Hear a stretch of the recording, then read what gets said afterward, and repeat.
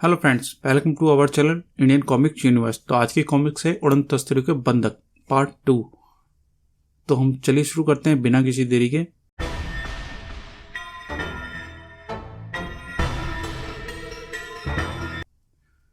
क्योंकि ये विटलर के किले से काफी पास है। देखिए, वह है विटलर का अभेद किला।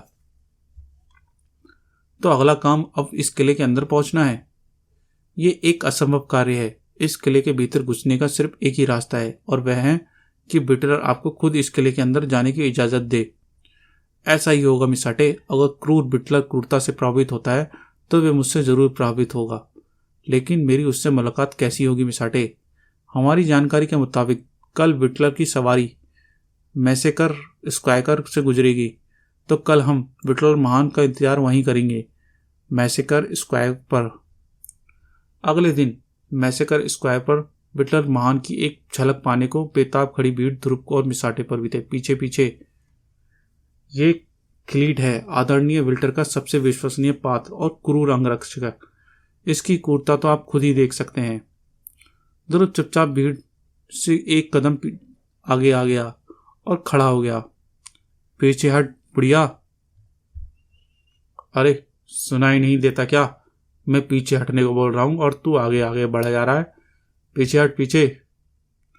फिर वही हुआ जो होना था। धक्का मारने के लिए खिलीट का हाथ ध्रुव की छाती पर रुका और अगले ही पल उसका भीमकाय शरीर हवा में उड़ता हुआ विल्टर के आगे आगे जा गिरा।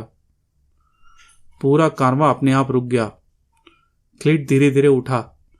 पूरी भीड़ स्तंभ होकर ध्रुव की दर्दनाक मौत का इंतजार करने लगी। विल्टर की गहरी दिलचस्पी उस युवा मेघ मानव को देख रहा था जिसने खिलीट को चुनौती देने की हिम्मत की थी। खिलीट ध्रुव को दबोचने के लिए उछला और एक बार फिर पीठ के बल जमीन पर आ गिरा। शर्म और क्रोध की खिलीट का क्रूर चेहरा चिंगारियां उगलने लगा।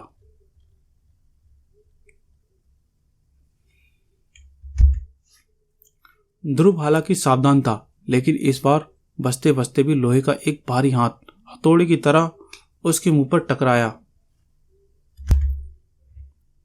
खून के खारे स्वाद ने ध्रुव का मुंह भर गया। ये तो बहुत जोर से मारता है। ये पहला घूंसा था जो मैं सह गया, लेकिन अगले घूंसे से तो मेरी आत्मा शरीर से बाहर निकल जाएगी। इसलिए इसको दूसरा मौका देना मूर्खता होगी। और फिर ध्रुव ने खिलीट को बेरहमी से मारना शुरू कर दिया। खिलीट की क्रूरता का जवाब क्रूरता से ही देना ध्रुव के लिए जरूरी था, क्योंकि लोहे को काटने के लिए लोहे से ही सख्त चीज की जरूरत होती है। और खिलीट के मुंह से अजीब अजीब दर्द भरी कराहें निकल रही थी। और फिर एक झटके के साथ खिलीट अपने होश खो बैठा। शाबाश युवक, खिलीट हमारे मैकलैंड का सुपर चैंपियन है। तुमने उसको इतनी आसानी से हरा दिया, यह देखकर मैं यकीन नहीं होता। तुम कौन हो और क्या करते हो? मेरा नाम डुब है महामहिम, और मैं और मेरा साथी बहुत दूर से महामहिम के दर्शन को आए थे। मुझे यहाँ पर काम की ही तलाश थी। तो तुम्हारी तलाश खत्म हुई युवक। हम तुमसे बहुत प्रभावित हुए। आज से हम तुमको अपना मुख्य अंगरक्षक नियुक्त करते हैं। महामहिम की सेवा में करना इस गुलाम का फर्ज है। मुख्य अंगरक्षक तो मैं महामहिम। हम तुमको तुम्हारी वफादारी का ध्यान रखते हुए तुमको नौकरी से नहीं निकालेंगे। आज से तुम्हें अपने किले का मुख्य पहरेदार बनाते हैं। पहरेदार? इतनी बेइज्जती? ठीक है विटलर, अब तो इस छोकरे के साथ साथ तुम्हारा भी हिसाब करना पड़ेगा। वाह आदरणीय, आप तो वाकई बहुत जल्दी विटलर के करीब पहुंच गए, लेकिन आपकी योजना खतरनाक थी। बिना खतरा उठाए सफलता नहीं मिलती मिसाटे। याद रखना, ये तुम्हारे पुरखों की सीख है। लेकिन इस सारे दृश्य को देखकर कोई और भी आश्चर्यचकित था। अरे ये तो बोलता है, तो ये मेरे सामने गूंगा क्यों बना था? यानी मामला गड़बड़ है। इस तरह से 15 मिनट के अंदर किसी की तकदीर बनी तो किसी की बिगड़ी, और कहीं पर परिस्थितियों ने नया मोड़ लिया। और फिर ये आपका कक्ष है श्रीमान, अभी आप आराम कीजिए। महामहिम को जब जरूरत होगी वे आपको बुला लेंगे। ठीक है, अब तुम जा सकते हो। यकीन नहीं होता कि हम विटलर के किले में आ गए। लेकिन अब क्या करना है? इंतजार। वह हार्मोन वाला इंजेक्शन कहाँ है? यह रहा। लेकिन मुझे यह समझ नहीं आ रहा कि आप इसका करेंगे क्या? इसका सही समय पर सही उपयोग होगा मिसाटे, ताकि मैकलैंड की पूरी जनता क्रूरता के चंगल से मुक्त हो सके। ये एक इंजेक्शन पूरे मैकलैंड का इलाज कर देगा। इसकी यह बात तो समझ से में ही नहीं आती। लगता है कि हमने इस पर कुछ ज़्यादा ही भरोसा कर लिया। लेकिन किले में कई और घटनाएं का नया रुख अपना रही थी। अच्छा, तुमको इस बात का पूरा यकीन है? आपसे झूठ बोलकर मैं अपनी मौत का दावत भला क्यों दूंगा खिली मान?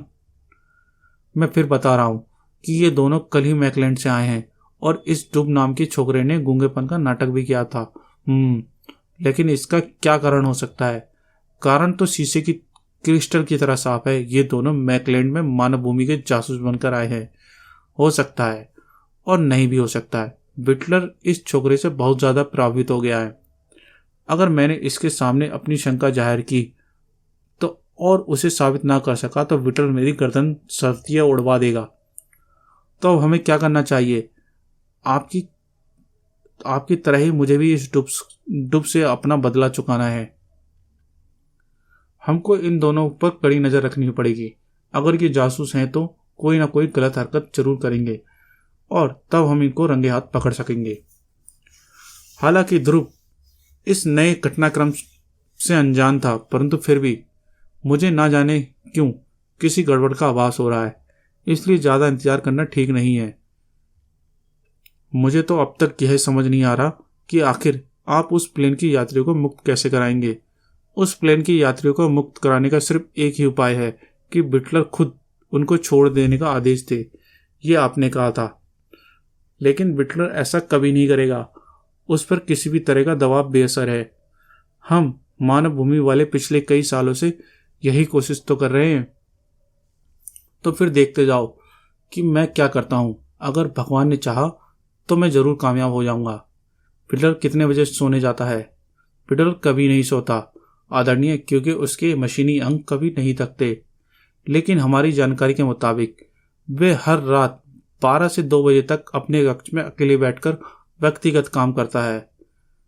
तब तो वही समय मेरे लिए सबसे अच्छा है। और उसी रात बिटलर के पास जाने का सबसे सुरक्षित रास्ता यही है कि मैं सीधे रास्ते ही जाऊं। छिपकर जाने का अर्थ है अपने आप को जासूस साबित करवाना। रुक जाइए, आप कहाँ जा रहे हैं? ऊपर मामी से मिलने। उनसे मेरी इसी वक्त मिलना बहुत जरूरी है। क्षमा चाहता हूँ डुम्मान, परंतु इस वक्त आप उनसे नहीं मिल सकते। क्यों? माँ माइम का ऐसा ही आदेश है। वैसे भी ऊपर जाने के सभी रास्ते बंद हैं। आपको 2 घंटे तक इंतजार करना पड़ेगा। ध्रुव समझ गया कि ज्यादा बहस करना शक को दवा देना होगा। वह वापस अपने कमरे की तरफ मुड़ा और उसकी नजर शीशे की झांक रही 2 परछाइयों पर पड़ी। खिलीट और उसके साथ वह इन्वेस्टिगेशन ऑफिसर। क्या हुआ आदरणीय? आप वापस क्यों आए? अरे आदरणीय को मारो गोली। सब गड़बड़ हो गई। वह इन्वेस्टिगेशन ऑफिसर खिलीट तक पहुंच गया है।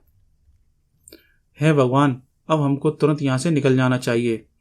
नहीं, इससे पहले कि वे कुछ करें हमको बिटलर तक पहुंच जाना चाहिए। लेकिन कैसे? ऊपर जाने के सभी रास्ते तो बंद हैं। वह क्या है मिसाटे? ये एयर कंडीशनर कॉरिडोर है। हम लोगों की हर इमारत पर एयर कंडीशनिंग संयंत्र है, एक ही स्थान पर लगता है और उस हवा को कॉरिडोर के जरिए पूरी इमारत में पहुंचाया जाता है। आपके युग में ऐसा भी कुछ बचकाने स्तर पर किया जाता था। यानी बिटलर के कमरे में भी हवा का उसी संयंत्र से पहुंचती होगी और ये कॉरिडोर बिटलर के कमरे में भी खुलता होगा। बहुत अच्छा। यानी बिटलर के पास जाने का सबसे अच्छा रास्ता यही है। जी हाँ, इस कॉरिडोर का मुंह भी इतना चौड़ा है कि इसमें एक आदमी बड़े आराम से घुस सकता है। यह करना इतना आसान नहीं आदरणीय, क्योंकि इस कॉरिडोर में ऊपर चढ़ने के लिए सीढ़ियां नहीं हैं और इसकी दीवारें शीशे की तरह चिकनी हैं और इसके अंदर का तापमान 0 से कई डिग्री कम होता है। उस ठंड में सिर्फ इन कपड़ों में जिंदा रह पाना मुश्किल है। कोई बात नहीं मिसाटे, अब मुझे यह खतरा लेना ही पड़ेगा। तुम सिर्फ खिलीट का ध्यान रखना। मैं काम जल्द से जल्द निपटाने की कोशिश करूंगा। कुछ ही देर बाद ध्रुव कॉरिडोर के अंदर था। यहाँ तो वाकई जानलेवा ठंड है। घुसते ही खून जमा देना शुरू हो गया। इस वक्त मुझे सविता का इलेक्ट्रोमेटिक यंत्र याद आ रहा है, जो उत्तरी ध्रुव पर भी मुझे गर्म रखे हुए था। मुझे हर वक्त उसको अपने साथ रखना चाहिए। वाह, क्या चिकनी और सपाट दीवारें हैं। इस पर तो शायद ही छिपकली भी फिसल कर गिर जाए। इस पर तो चढ़ पाने का एक ही रास्ता है, और वह यह है कि पीठ दीवार की इस तरफ टिकाई जाए और पैर दीवार की उस तरफ, और फिर घोंगे की चाल से ये 300 फीट की चढ़ाई चढ़ी जाए। ध्रुव का सर्कस में सदा हुआ बदन एक एक इंच ऊपर तरफ सरकने लगा। उधर क्लीट बेसर्ब हुआ जा रहा था। वह छोकरा अब बाहर क्यों नहीं आ रहा? मैं जानता हूं कि वह पकड़े जाने का इंतजार नहीं करेगा। जरूर अंदर कोई खिचड़ी पक रही है। मेरे साथ आओ। मिसाटे को जब तक आने वाले खतरे का आभास होता तब तक देर हो चुकी थी। ओह, तो मेरा शक सही निकला। ये सब मेकअप है, यानी तुम मानव भूमि के जासूस हो। मिसाटे के सामने अब एक ही रास्ता था। वह क्लीट की तरफ लपका और एक ही बार में धराशयी हो गया। वह देखिए क्लीट महान, वह ग्रिल खुली हुई है। वह छोकरा जरूर इसी के रास्ते विटलमान के पास पहुंचने की कोशिश कर रहा है। तुमको तुरंत महामहिम को सावधान करना चाहिए। शांत ऑफिसर, शांत। महामहिम अपनी रक्षा खुद कर सकते हैं। वैसे भी हमारी इस बात पर यकीन करके कोई हमें ऊपर नहीं जाने देगा। पहले वह छोकरा विटलर को मेरे रास्ते से हटा दे, उसके बाद मैं उसे अपने रास्ते से हटा दूंगा। ऊपर विटलर रोज की तरह ही व्यस्त था, लेकिन आज पहली बार उसकी व्यवस्था में बाधा पड़ने वाली थी। यह क्या बदतमीजी है डूब? इस हरकत का क्या मतलब है? मतलब नहीं, कारण पूछिए महामहिम। कारण ये वह 20वीं शताब्दी का हवाई जहाज जिसको आप अपहरण करके लाए हैं, मैं उसे वापस लेने आया हूं। ओह, तो तुम मानव भूमि के जासूस हो। वाकई काबिल आदमी हो, क्योंकि तुमसे पहले कोई मानव अपनी मौत के इतने पास नहीं पहुंचा, बल्कि खुद मौत उसके पास पहुंची थी। इसके बारे में तो मैं भूल ही गया। विटलर के मेक डॉग ने ध्रुव को संभालने का कोई मौका नहीं दिया। यह तो बहुत खुकार है। अगर जल्दी कुछ न किया तो यह मुझे चबा ही डालेगा। अब देखना यह है कि इस युग के मशीनी पशु मेरी बोली समझ पाते हैं या नहीं। गुर भो भो। ध्रुव के गले से एक गुर्राहट उभरी और खून पी जाने को बेताब मशीनी कुत्ता रुक गया, भो भो, और धीरे से पीछे सरक गया। एक कोने में दुबक गया। आचार्य मत करो विटलर। ये सारे खुकार पशु मेरे दोस्त हैं, और कम से कम इनको भरे बुले का एहसास है। बस छोकरे, बहुत हुआ। अब मैं तुझे ऐसी मौत मारूंगा कि पूरी मानव भूमि उससे कांप उठेगी। विटलर की उंगली से एक किरण निकली, एक खंबे से टकराई, और ध्रुव का बदन उड़कर उससे जा चिपका। हा हा हा हा, ये एक अति शक्तिशाली विद्युत चुंबक है लड़के, और ये तुम्हारे धातु के अंगों को तब तक पकड़े रहेगा जब तक मैं तुम्हारे टुकड़े ना कर दूं। तुम्हारा दिल तोड़ते हुए मुझे बहुत दुख हो रहा है विटलर, क्योंकि मेरे हेलमेट की तरह ये सारे धातु के अंग नकली हैं। तुम आराम से इनके टुकड़े करते रहना, तब तक मैं तुम्हारे बिगड़े दिमाग को इलाज कर दूं। ध्रुव जानता था कि विटलर को काबू में कर पाने का सिर्फ एक ही तरीका है कि विटलर को संभलने का कोई भी मौका न दिया जाए। लेकिन ध्रुव के भीषण वारों को विटलर के मशीनी शरीर पर कोई असर नहीं हो रहा था, जबकि विटलर के एक करारे वार से ही ध्रुव को तारे नजर आ गए, और दूसरे से ध्रुव के दिमाग पर हल्का सा अंधेरा छाने लगा। तीसरा वार निश्चित ही ध्रुव की जान ले लेता। मौत कुछ ही कदम दूर थी और उससे बचने का रास्ता बहुत दूर। लेकिन तभी ध्रुव की नजर किसी चीज पर पड़ी और उसके बदन से फुर्ती की तरह एक लहर दौड़ उठी, और अगले ही पल विटलर का टनों भारी शरीर हवा में उड़ता हुआ विद्युत चुंबकीय खंभे से जा टकराया। इससे पहले कि आश्चर्यचकित विटलर अपनी रिमोट फिगर से चुंबक का बटन बंद कर पाता, ध्रुव आगे लपका। उसके हाथों से विटलर के सिर पर दोनों तरफ उभरे बटनों को दबाया, और विटलर की मशीनी खोपड़ी ढक्कन की तरह खुल गई। अंदर विटलर का मस्तिष्क साफ नजर आ रहा था। ध्रुव ने बिना कोई वक्त गवाए हार्मोन्स का सुपर पावरफुल इंजेक्शन अंदर डाल दिया। सिर पर ढक्कन बंद होते ही विटलर का सिर एक करहा के साथ एक तरफ लुढ़क गया। तभी कक्ष का दरवाजा भड़ाक से खुला। वह रहा। अरे, इसने महामहिम को मार डाला, खत्म कर दो इसे। बिना कोई सवाल पूछे ध्रुव पर कई लेजर गनें तन गई। सैकड़ों में शायद अदालत नाम की कोई चीज ही नहीं थी। मशीनें उंगलियों की टिरों पर दबने लगी। अब कोई भी चाल ध्रुव की मौत से नहीं बचा सकती थी। फायर! ठहरो, यह सब क्या हो रहा है? महामहिम, आप जिंदा हैं?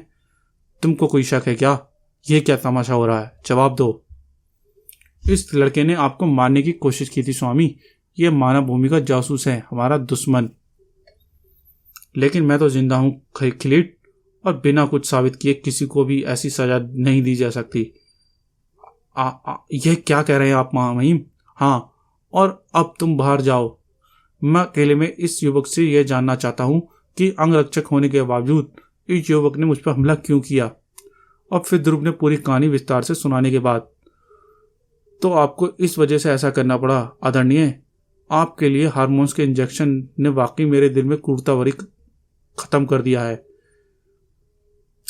मैं आज से ही हर नेक मानव के लिए इस हार्मोन्स इंजेक्शन को लेना अनिवार्य कर दूंगा और आपके युग के सभी यात्रियों को सम्मान सहित विदा करूंगा। आपकी वीरता और महानता के सामने मैं बहुत शर्मिंदा हूं आदरणीय। मैं बचपन से ही आपका प्रशंसक रहा हूं। हालांकि आपको साक्षात सामने देखकर मैं आपको तुरंत नहीं पहचान सका। इन सबके लिए आपको शर्मिंदा होने की जरूरत नहीं है। आपने जो कुछ भी किया है उसके लिए आपको दोषी नहीं ठहराया जा सकता। अब इस पृथ्वी पर मैकलैंड नाम की कोई जगह नहीं होगी, सिर्फ एक मानव भूमि रहेगी। पूरी पृथ्वी एक होगी, पूरा समाज एक होगा। आपके इस महान कार्य के लिए मैं आपको अपनी एक यादगार देना चाहता हूं आदरणीय। ये एक शक्ल का लॉकेट है, जहां से वापस आने पर अपने युग के बाद आपको और प्लेन यात्रियों को कुछ याद नहीं रहेगा। लेकिन जब कभी भी भूले भटके आप इसको देखेंगे तो आपको देखकर शायद आपको कभी अपने इस नालायक वंशज की याद आ जाए। अपने वंशज की? हाँ आदरणीय, मैं आपका ही वंशज हूँ। आज आपने अपने बिगड़े बेटे को सुधारा है, मुझे माफ कर दीजिए। ऐसा मौका किसी भी मानव की जिंदगी में पहले कभी नहीं आया था। आखिरकार कई क्षणों की चुप्पी के बाद ध्रुव बोला, मैंने तुमको माफ किया बिटलर। और फिर हम बड़े दुख के साथ आपको आपके युग में वापस भेज रहे हैं आदरणीय। ये बदली हुई पृथ्वी आपका एहसान कभी नहीं भूलेगी। बस आगे और कुछ कहकर मुझे शर्मिंदा ना कीजिए। हम आपको आपके युग में ठीक प्लेन के अपहरण के पहले पहुंचा देंगे। इस तरह से ना तो आपको इस यात्रा के बारे में कुछ याद रहेगा और ना ही घटनाओं के बारे में आपके युग पर कोई असर पड़ेगा। इसके बाद क्या हुआ ये किसी को कुछ याद नहीं। बात जहां पर खत्म हुई वहीं से शुरू हो गई। कभी कभी ना, लेकिन यहां तो रोज। क्या हुआ श्वेता, तुम बोलते बोलते अचानक क्यों चुप हो गई? पता नहीं मम्मी, लेकिन एक सेकंड को ऐसा लगा कि अभी उधर से कोई उड़न तस्तरी उड़ती हुई आएगी। क्यों नहीं, और उसमें एक परी बैठी होगी जिसके पीछे राक्षस लगे होंगे, है ना? तेरी भी कल्पना का जवाब नहीं श्वेता। और कमांडो हेडक्वार्टर में, अरे कैप्टन तुम क्या बात है, बड़े थके लग रहे हो। हाँ करीम, थकान तो हो रही है, लेकिन मैं तो अभी घर से ही आ रहा हूँ। फिर ये थकान क्यों? तुम्हारे गले में ये लॉकेट कैसा है? लॉकेट? ये तुमको कहाँ से मिला? पता नहीं, लेकिन ना जाने क्यों ऐसा लग रहा है कि मैं इस तरह के व्यक्ति से कहीं मिला हूँ। शायद सपने में या फिर स्टार वॉर्स फिल्म में। क्यों? ध्रुव के मस्तिष्क की भूल भुलैया में सच्चाई कहीं फंसी हुई थी, लेकिन यह तय था कि वह जल्द ही उभरेगी। समाप्त। तो गाइस, आपको ये कॉमिक्स कैसी लगी कमेंट में ज़रूर बताएं और वीडियो को लाइक करें और चैनल को सब्सक्राइब करें। और हाँ, बेल आइकन घंटे को प्रेस करना ना भूलें, जिससे आपको आने वाली कॉमिक्स की नोटिफिकेशन मिलते रहें। तो मिलते हैं अगली ही शानदार कॉमिक्स में। Thank you.